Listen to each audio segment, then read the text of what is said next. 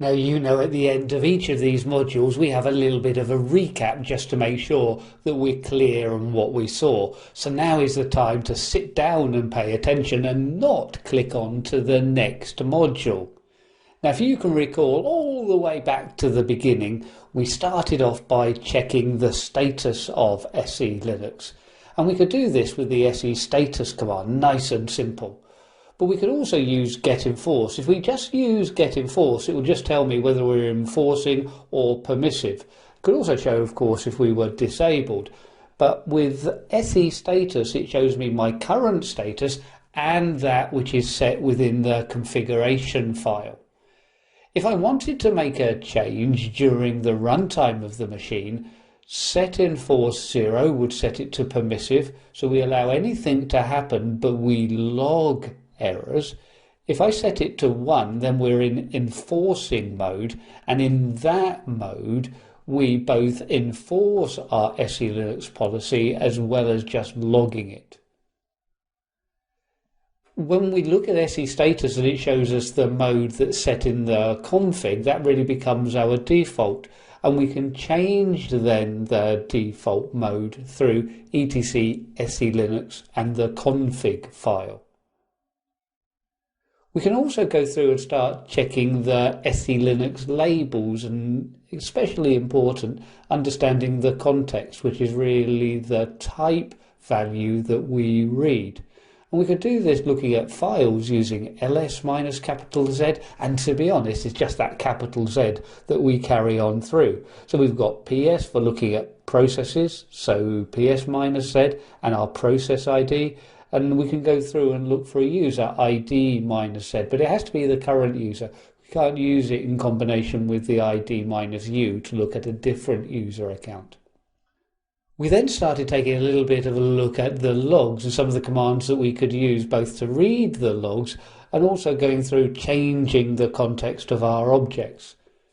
So the log file that SE Linux is going to log to, and this is especially important where we're running in permissive mode and we want to check all of the things that perhaps aren't working properly at the moment that we need to correct before we go into our enforcing mode.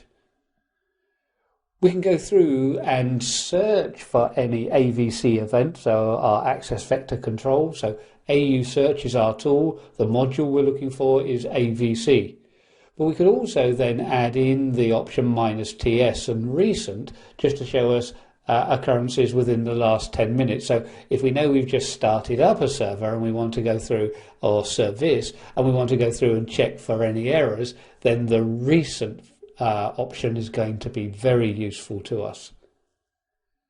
We can go through and restore a file to its original SE Linux context, and we actually have a file that maintains this. So we can use restorecon /etc/shadow, and that relates to the demonstrations that we were looking at where we needed to reset the user's password. The root user's password. We also needed to go through and use the restorecon command, as the file, if it's edited outside of the normal Linux environment, is going to lose its SE Linux context. We could go through and manually change it, but it's recommended to use the restorecon command. If we want to start looking at ways that we can modify our policies just to tune them a little bit to work better within your own environment, then we can start looking at our booleans and ports. So first of all, reading our booleans, if we want to see all of the possible booleans that we could work with on a system, we could use get se bool and -a for all. If we just wanted to do one for one boolean, then get se bool and the boolean name. We could use se manage boolean -l, and then we get to see a little bit more detail where we get to see the current state and the default state, as well as a small description. If we want to go through and change a boolean value, then it's set se bool. So here we're looking at the httpd read user underscore content, and we're turning it through, well, you can see as well as I can, we're turning it through to on. We can use with the same command the uppercase P, and that would make it permanent, so it writes to the policy. If I run just the command without the capital P, then it's only running for the current session. So very important. When we're looking at ports, well, again, it's just semanage. So semanage port minus L. So that's going to list us all of the defined ports and then the values that they can work with, really the port numbers.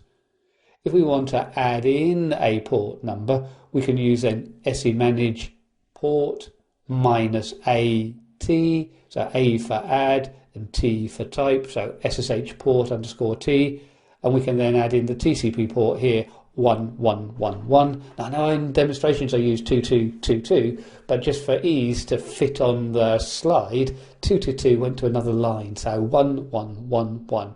And of course you can use any port that's not currently in use, and normally if we are going to designate a new port, it's going to be above 1024. So now we're going to look a little bit more at software management. Of course, as we've been going through the course, we've had to look at this a little bit already, but let's now finalize our knowledge and put it in a more formal structure for you. So we're going to look at managing software on CentOS 7.